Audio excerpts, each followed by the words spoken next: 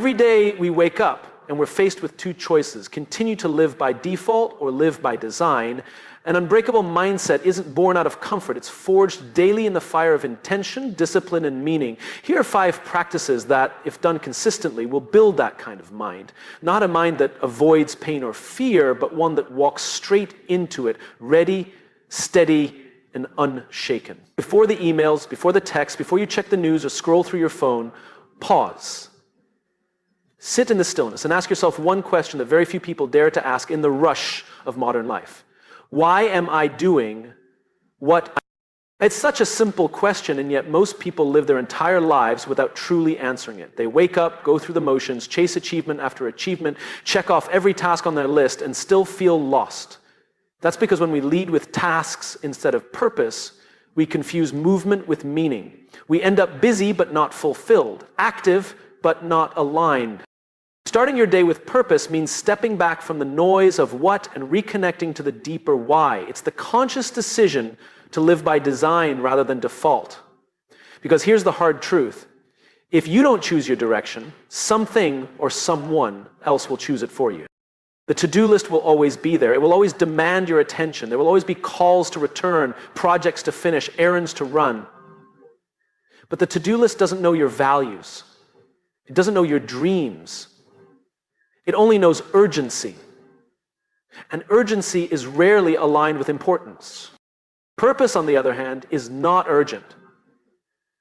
It whispers. It invites. It asks us to look deeper, to move from reaction to intention. When you lead your day with purpose, you don't just check boxes. You make progress towards something that matters. You don't just accomplish things, you grow into someone. Let's say you're in a leadership role. Sure, your to-do list says you need to approve a report, respond to a client, and attend 3 meetings, but your purpose might be to lead with empathy, to inspire others, to create an environment where people feel seen and valued. If that purpose is your starting point, then everything on your list becomes an opportunity to express it. You're not just responding to a client, you're building trust. You're not just attending meetings, you're setting a tone. You're not just checking boxes, you're reinforcing a mission. Purpose shifts how we do what we do. It brings clarity to chaos. It turns tasks into tools. It turns pressure into progress. And when things get hard, as they inevitably do, purpose is what keeps you grounded. Because the truth is, motivation fades, passion fades, but purpose is deeper. It's the reason you get back up after failure. It's what keeps you moving when there's no applause. It's what keeps you steady when everything around you is uncertain. Now, that doesn't mean you ignore your task. It means you do them from a different place. You filter them through a lens of meaning. You ask yourself, does this move me closer to the life I want to live?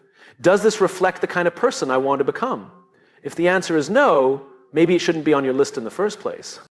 So tomorrow morning, when you wake up, don't reach for your phone. Don't dive straight into activity. Instead, take 5 quiet minutes.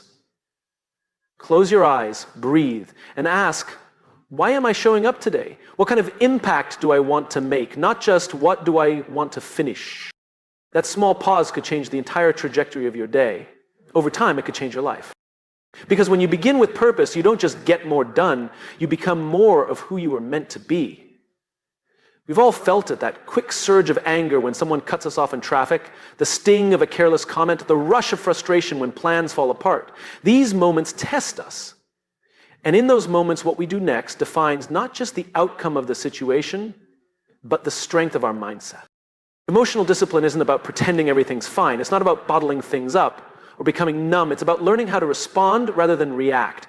It's about developing the ability to pause in the space between stimulus and response and making a conscious choice rather than a conditioned one.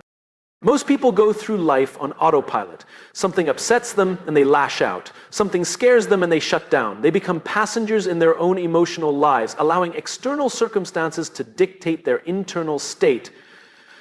But there is a better way. Emotional discipline starts with awareness. You can't manage what you don't notice. That means tuning in to your emotional signals without judgment. Anger, fear, frustration, sadness, these aren't the enemy. They're messengers. They're trying to tell you something. But when you let those emotions take the wheel, they often drive you off course. Take anger, for example. It's often a mask for hurt. When someone disrespects you, your immediate emotional response might be to defend or attack. But if you pause, if you take just a moment to breathe and ask yourself, what am I really feeling here? You might uncover something deeper. Maybe it's disappointment. Maybe it's a sense of not being valued. That moment of reflection is where discipline lives. And here's the thing. The stronger your vision, the more critical emotional discipline becomes. If you want to lead, to build, to create something meaningful, you will be tested. People will misunderstand you. Life will surprise you. Not everyone will support you. And in those moments, your ability to remain calm, composed, and clear-headed will determine whether you move forward or spiral. It's not about being passive. It's about being powerful in your calm. Emotionally disciplined people know when to speak and when to stay silent. They know when to hold their ground and when to walk away. They don't let temporary emotions ruin permanent relationships. They don't burn bridges just to feel powerful for a moment. Practicing emotional discipline doesn't require hours of meditation or years of therapy, though those can help. It begins in small choices. When someone annoys you, you choose to respond with curiosity instead of sarcasm. When you're disappointed, you give yourself permission to feel it without letting it poison your perspective.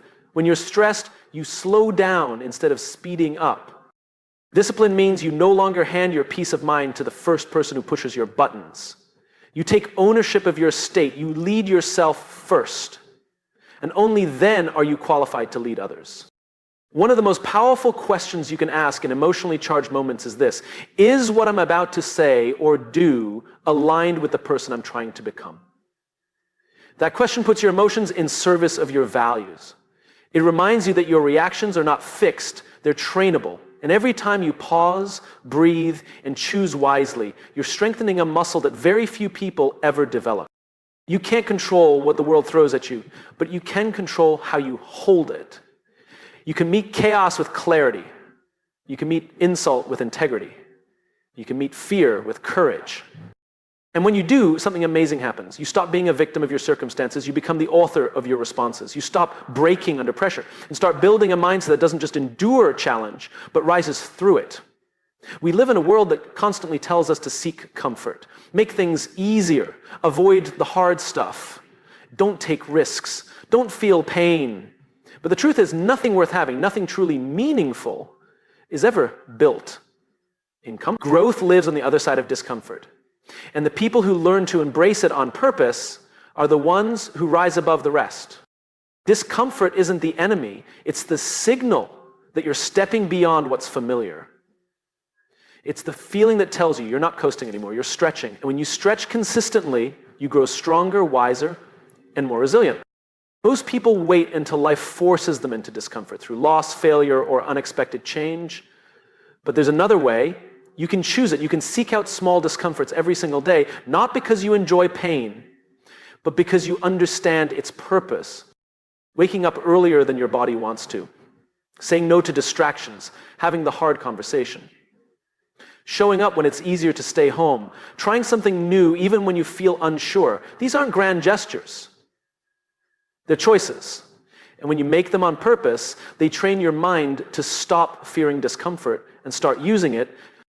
Think about a muscle. If you never challenge it, it stays weak. It might not hurt, but it doesn't grow either. The same is true for your mind. If you never do things that scare you, if you never step outside your emotional or mental comfort zone, your mindset will stay soft. It might feel safe, but it will be fragile. The magic of discomfort is that it reveals who you really are. When things are easy, you don't have to think deeply. You don't have to lead yourself. But when you're in pain, when you're tired, when you're tempted to quit, that's when your real mindset shows up. And here's something few people understand. You don't build mental toughness when you feel strong. You build it when you feel weak, but keep going anyway. That's where confidence is born, not from success, but from struggle. From proving to yourself day after day that you can handle more than you thought. There's a simple practice that can shift everything. Do one thing every day that makes you uncomfortable. It doesn't have to be dramatic. Take a cold shower. Speak up when you usually stay silent. Say no when you usually say yes. Push yourself just slightly further than feels normal. That's how you expand your threshold. That's how discomfort becomes your teacher, not your enemy. It's also important to remember that discomfort isn't always physical.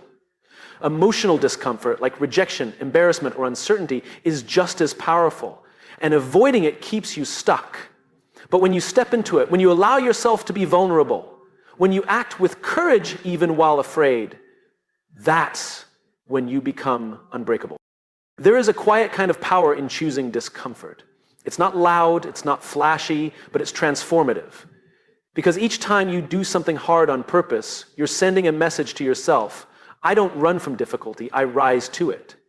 And over time, that message becomes your identity. Comfort is easy, but it robs you of growth. Discomfort is difficult, but it rewards you with strength. So don't just tolerate discomfort, train in it, invite it, step into it like a warrior, knowing that it's not there to stop you, it's there to shape you.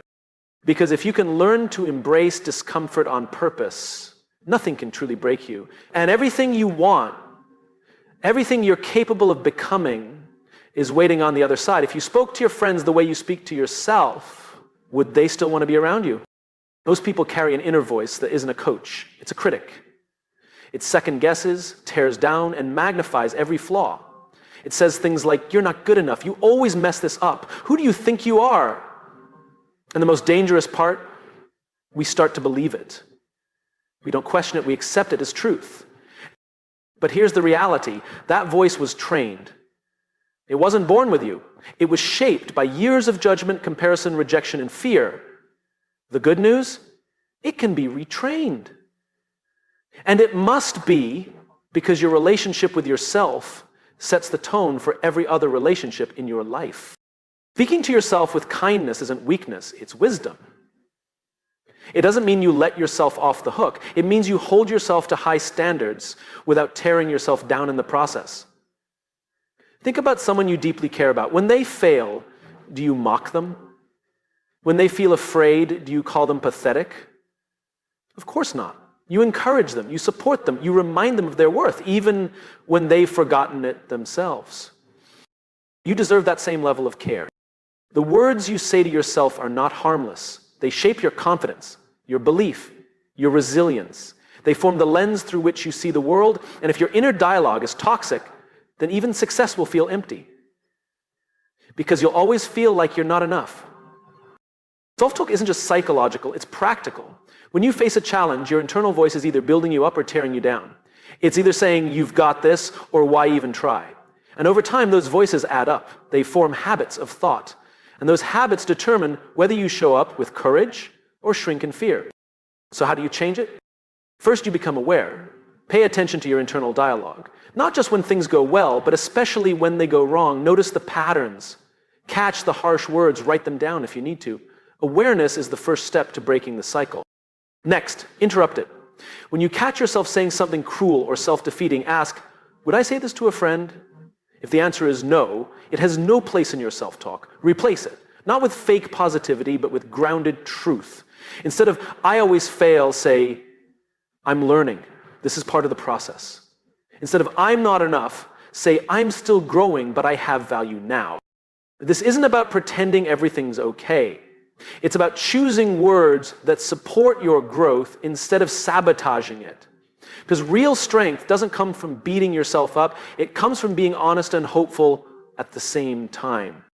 And the more you speak to yourself with care, the more resilient you become. Not because you avoid failure, but because you stop making failure personal. You begin to see setbacks as events, not as definitions of your worth. You learn to forgive yourself faster, to bounce back quicker, to move forward with more clarity. We often look for encouragement from others, but the truth is, the most important voice you'll ever hear is your own. You are with yourself every moment of every day. That voice matters. That voice leads. And it can either destroy your potential or unlock it. So choose to speak to yourself like someone you love, with kindness, with strength, with belief. Because when your inner voice becomes a source of encouragement instead of judgment, your entire mindset transforms, and so does your life. At the end of the day, most people lie in bed replaying everything they didn't do, the call they forgot to return, the task left unfinished, the moment they snapped at someone, the opportunity they didn't take, guilt creeps in quietly, whispering, "You should have done more." And we carry that weight into the next day, hoping to somehow make up for it, but never quite feeling caught up.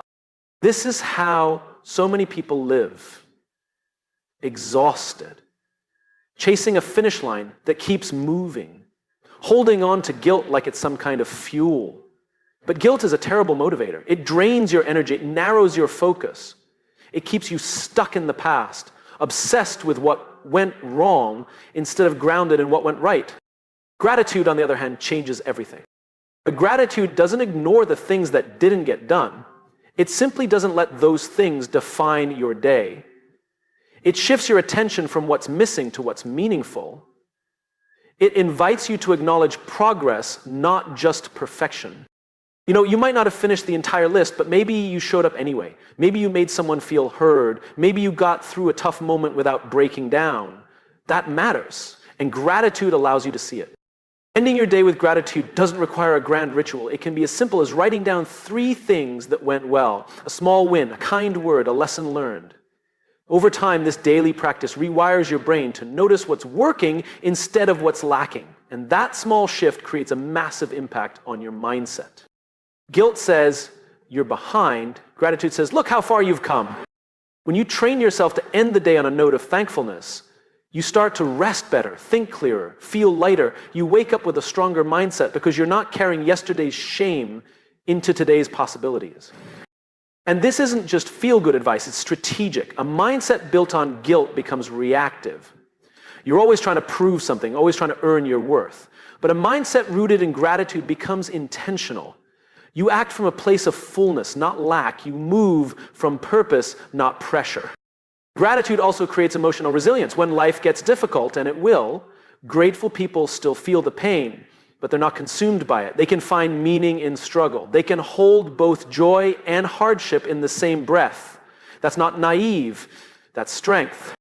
One of the most powerful things you can do is take a moment each night to ask yourself, what am I proud of today? Not what went perfectly, not what got finished. Just, what did I do today that mattered? Maybe you kept going when it would have been easier to quit. Maybe you supported someone else. Maybe you simply survived something hard. Recognize it, write it down, let it count. Because when you start to close each day with gratitude, you begin to see that progress is happening, even if it's not obvious. You stop being at war with yourself. You stop measuring your worth by productivity. And you start building a mindset that can't be shaken by setbacks. Gratitude is not weakness, it's clarity. It's the discipline to look beyond what's undone and honor what's been done. It's the courage to say today was enough, even if it wasn't perfect. And when you end each day with that kind of reflection, you wake up stronger, more centered, more focused. Because now you're not just chasing results, you're grounded in growth. So tonight, before the guilt creeps in, take a deep breath. Look at the day through the lens of grace and remind yourself what you did today matters. That's how you build an unbreakable mindset. One grateful moment at a time.